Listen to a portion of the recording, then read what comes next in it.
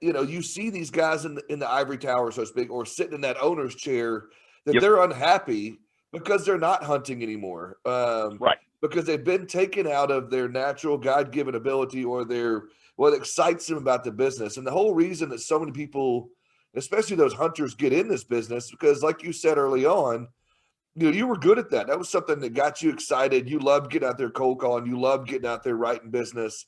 And I think probably you'd say to this day, you still love to hunt. Oh, And so absolutely. Yep. when you get somebody out of their natural role, it just doesn't work. And like I said, you get burnt out. And so for those out there listening or that are starting from scratch, and you love to hunt, what kind of advice can you give them? Is it simply a self awareness thing, or is there some advice that you could give them right now to say, okay, get yourself in that right position? Yeah, I think the biggest thing is just to surround yourself not only with people but tools that help support you in that avenue. So many people that are the hunters, as you say, and they start their own agency, they feel like, oh, I'm an agency owner. Things have to change now. I have to start hiring more producers. I got to sit back and watch, the residual income come in from other people. Don't do that. Do what you like to do. If you need to hire more support people, do that. But if you're confident enough in your ability to continue to sell, and that's what you like doing, then you need to do that. If it's, investing in more software and sales tools just to help you document and keep up with your stuff better, your pipeline, your prospect, Salesforce, anything like that, do that. But, don't feel like just because you're an agency owner, life has changed. So, ultimately, at some point, people that started their own agency were really good at hunting for somebody else.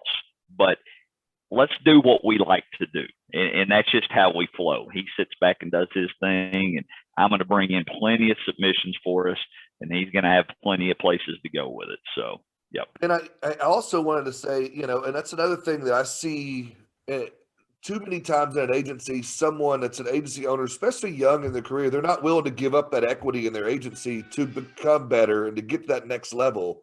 And you Right. were able to do that.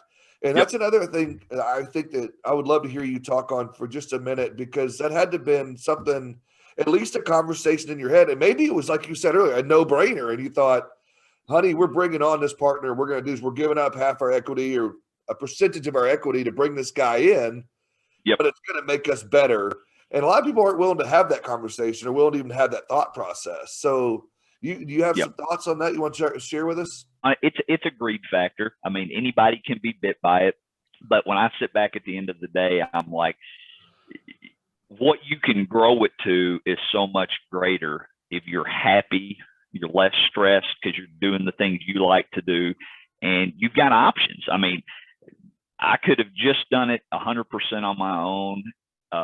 Like, do you want to go in saying the agency's 100% mine, but it's going to be 100% just any piece of business that walks, or is it going to be good quality stuff that has retention that you can get with some of your standard markets, or it's hit the stuff nobody wants? So that made it a lot easier to me, because I think we've been able to grow it so much faster this way, and the long-term potential is just so much better by having that agency partner that complements you and your style.